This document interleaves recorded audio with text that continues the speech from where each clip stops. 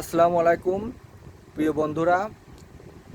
আল্লাহর রহমতে নিশ্চয়ই সবাই ভালো আছেন, আমিও ভালো আছি। তো যে যেখান থেকে দেখছেন আমাকে ফলো করবেন। আমার আইডি হচ্ছে সবুজ খান, আমার বাসা কুষ্টিয়াতে, এবং আমার আরেকটি চ্যানেল রয়েছে ইউটিউবে, এসকে টিভি ইউটিউব কুষ্টিয়া 02।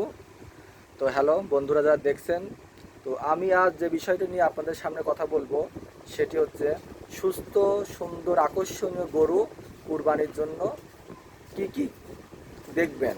আপনার কুরবানির পশুটা তো সুন্দর, কিনতে যাচ্ছেন হাটে, তো হাটে যে আপনি কেমন গরু ক্রয় করবেন সেই সম্পর্কে, আর হাদিসে কেমন গরু ক্রয় করতে বলেছে সেই সম্পর্কে আমি কিছু কথা বলবো। তো গরু ক্রয় ক্রয় করবেন কিভাবে, বা একটা উত্তম গরু ক্রয়ের নিয়ম। তো একটা উত্তম গরু ক্রয়ের নিয়ম, যদি আপনি বাসা থেকে বেরোন, যেদিনকে যাবেন, প্রথম পদক্ষেপ হচ্ছে আপনাকে সকাল সকাল হাটে যেতে হবে। কথা বুঝতে পারছেন? প্রথম যে আপনার কাজটি হচ্ছে, প্রথম দিন আপনার তার আগের দিন থেকেই আপনাকে টার্গেট নিয়ে রাখতে হবে যে আমি গরুর হাটে সকাল সকাল যাবেন। তো আপনি পরের দিন সকাল সকাল গরুর হাটে চলে যাবেন। গরু কুরবানির নিয়ম হচ্ছে 1 বছর নয়, 2 বছর। গরু 2 বছর থেকে কুরবানি করা যায়। তারপরে উট 5 বছর থেকে কুরবানি করা যায়। ভেড়া, ছাগল, দুম্বা এগুলো 1 বছরে হলে হবে, 1 বছর করা যায়। তো যারা গরু কিনবেন অবশ্যই বয়স পর্যবেক্ষণ করে গরু কিনবেন। গরুর বয়স 2 বছর হতে হবে। তারপরে যেটি হচ্ছে গরু স্বাস্থ্যবান। গরু সম্পূর্ণ শরীরে কোনো ক্ষত আছে কিনা, কোনো রোগ আছে কিনা, কোনো সমস্যা আছে কিনা সেটা আপনাকে দেখতে হবে।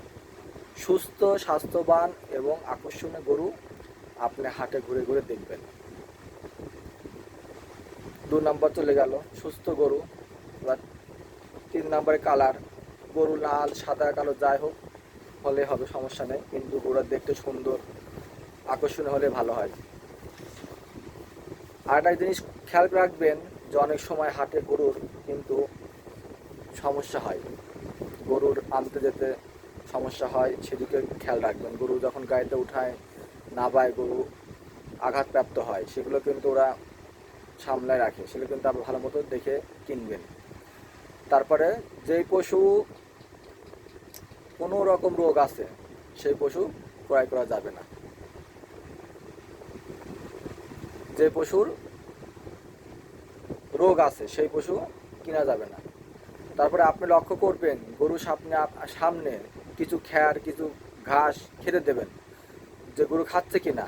যদি গরু খায় তাহলে ভালো।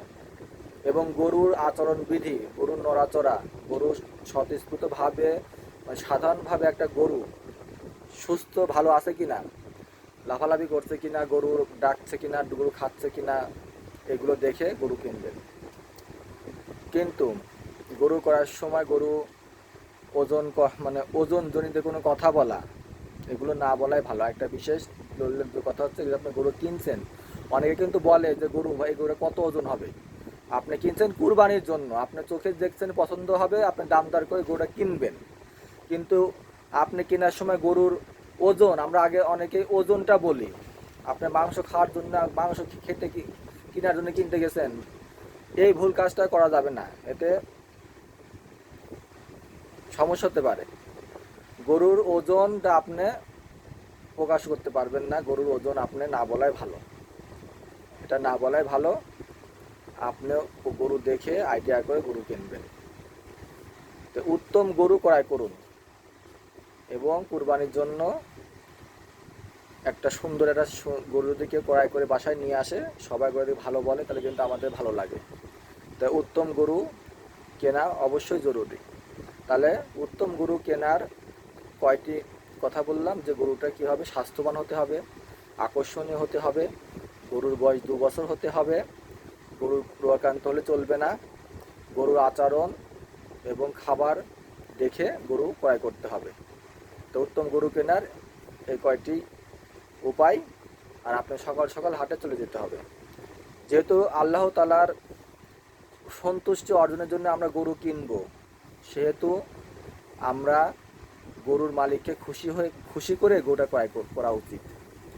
এবং কুরবানির যে নিয়ম, সেই নিয়ম মেনে আমরা গরু মাংস বন্টন করব। আলহামদুলিল্লাহ, আল্লাহ যাদের জন্য কুরবানি ওয়াজিব করেছেন তারা অবশ্যই কুরবানি করবেন। আল্লাহর আপনাদের উপর আল্লাহ তাআলার রহমত নাজিল হোক, বর্ষিত হোক। আর হাদিসে আছে, যে ব্যক্তি